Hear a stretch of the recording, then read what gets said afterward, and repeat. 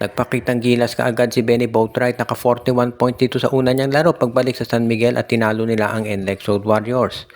Sinabi ni Coach Leo Austria na may sakit pa ito si Benny, pero yun pala nakita na natin na ang ganda ng kanyang nilaro. So ngayon, ang gagawin naman daw ng San Miguel ay hahanap ng bagong gwardya. Nakita naman ninyo doon sa game na nagbalik na si Chris Ross, pero clearly kinakailangan niya ng isa pang guard na tutulong dahil yung opensa ng San Miguel nadidiskaril kapag nauupo si Ross doon sa bench. So mukhang kinakailangan talaga nila ng tulong. Kaya ngayon daw, itong San Miguel ay nakikipag-usap either dito sa Phoenix Fuel Masters para makuha itong si Evan Nelly na matagal na napapabalitang mate-trade, or si Dalf Panopio mula sa Blackwater Bossing. Isa daw dyan sa dalawang yan ang magiging bagong point guard ng San Miguel.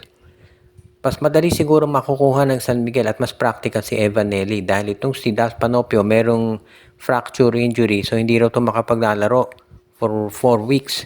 Ibig sabihin, baka sa kalagitnaan ng playoffs pa makapagbalik itong si Panopio. Kaya nga ngayon, mas maganda na si Evan Nelly ang kunin ng San Miguel bilang bagong guard. Kung sakasakali itong si Evan Nelly, maganda yan na maging point guard ng San Miguel dahil scorer nito, pero playmaker din. Kaya mukhang pwede talaga yan dito sa SMB. Kung sakasakali nga na makuha ng San Miguel itong si Evan Nelly, magiging mas maganda yung kanilang backcourt rotation kung meron kang Chris Ross, Evan Nelly at Chris Rosales. Kaya naman itong si Coach Leo Austria, ready raw na makipag-usap ngayon dito sa nabanggit na mga teams para masiguro na makakakuha sila ng panibagong guard na magbibigay ng stability dito sa lineup ng San Miguel.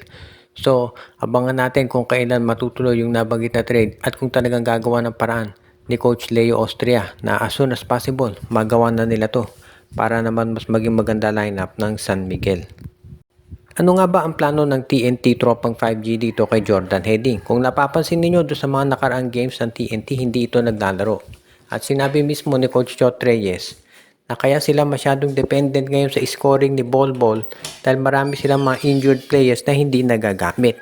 So kung sakasakali nga na ito si Jordan Heading ay injury prone, hindi kaya mas mabuti na ito i-trade na ng TNT Tropa sa Blackwater kapalit nitong si Bearfield.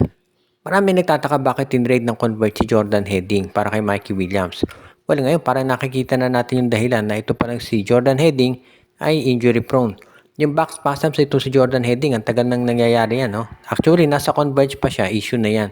At ngayon, ito na naman parang umaatake kaya hindi siya nakapaglaro. Yan siguro isa pang dahilan kung bakit ito si Jordan Heading hindi naglalaro ngayon dito sa TNT Tropa. At iniintay ng TNT na makabalik ito. Kapag healthy si Jordan Heading, ang galing yan. Pero problema nga, madalas ito may injury kaya hindi rin nagagamit ng tropa. So ang tanong ngayon, ano ba ang balak ng TNT pagdating sa ganitong sitwasyon? At yan sigurado ang pinag-aaralan mabuti ni Coach Chot Reyes. Dahil kung pag-uusapan natin yung front court, obviously number 1 sila with Bol Bol. Pero itong backcourt nila at yung additional scoring. Dahil hindi naman po pwede na palagi na lamang silang aasa dito kay Bol Bol. Ang isa pa, itong playoffs natin, halos every other day maglalaro yung mga teams. So, dyan mo makikita at masusubukan yung endurance itong si Bol Bol. Kasi isa sa mga dahilan kung ba't hindi ito nagtagal sa NBA ay yung kanyang durability. Pero ngayon kasi dito sa PBA, once a week lang naglalaro. So, kayang-kaya. Tignan natin kapag dumating na playoffs, baka dyan lalabas yung pangangailangan ng TNT. Pagdating dito sa mga local players talaga, natutulong dito sa kanilang magaling na import.